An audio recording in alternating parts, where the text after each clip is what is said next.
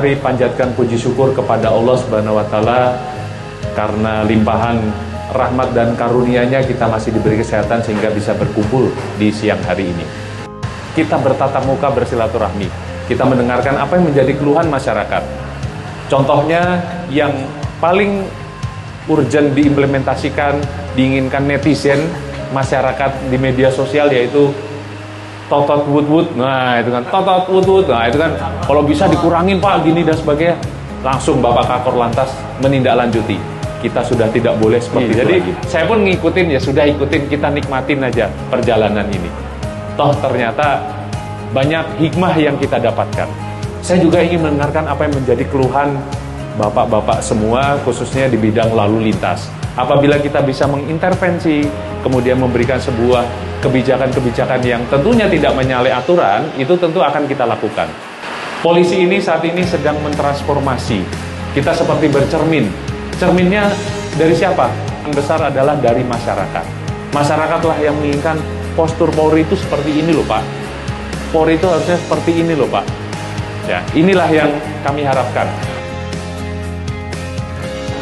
Tahu nggak, di dalam bidak-bidak catur tersebut, yang paling lemah yang mana menurut bapak-bapak? Anak, pion. Inilah filosofinya pion. Memang dia terlihat kecil, tetapi dia akan terus melangkah maju. Dia tidak akan pernah mundur. Bahkan begitu mencapai garis finish, yaitu bidak paling terakhir, dia bisa menjadi apapun. Ya kan? Disitulah terkadang rekan-rekan merasa, oh saya cuma supir ojol, oh saya cuma seperti ini, seperti itu, saya cuma polisi pangkat rendahan dan sebagainya. Tetapi kalau kita terus bergerak maju, kita tidak pernah berpikir untuk mundur, kita bisa menjadi seseorang yang luar biasa. Betul? Saya juga titip kepada bapak-bapak semua, biasanya kan salam satu aspal. Tiap hari pasti ketemu sama aspal, ya kan? Pasti akan menjumpai kecelakaan lalu lintas itu lebih besar.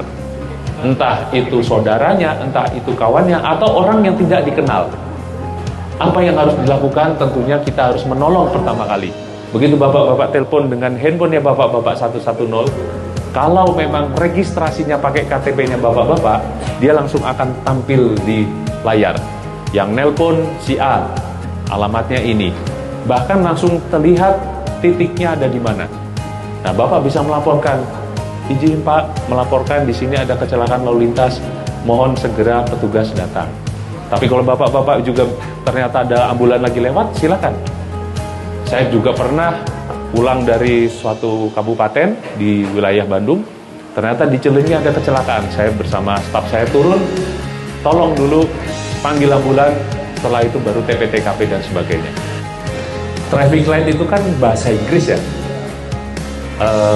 Lampu, kalau diartikan bahasa Indonesia, di dalam bahasa undang-undang adalah namanya APIL, alat pemberi isyarat lampu lalu lintas.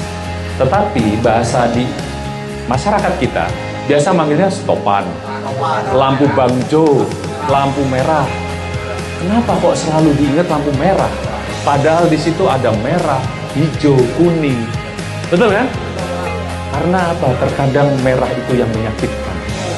Dimana suruh berhenti. Betul kan Pak? Sementara yang hijau dan kuning dilupakan. Karena dianggap itu biasa saja. Inilah institusi Polri saat ini lagi diuji. Mungkin yang diingat yang menyakitkan saja. Sementara kebaikan-kebaikan yang dilakukan oleh anggota di lapangan mungkin akan tertutup. Yang jelas kita tetap akan berbuat baik untuk masyarakat. Saya akan tampung apa yang disampaikan oleh Bapak. Jadi tenang aja Pak, tetap kita lakukan penegakan hukum, namun saat ini kita lagi cooling down dulu. Situasi masyarakat sedang mungkin tidak baik-baik saja dengan kami, tapi kami juga akan terus berusaha nunjukin baik-baik saja, tidak ada masalah. Mungkin hanya beberapa orang yang tidak suka kalau ada penegakan hukum di lapangan.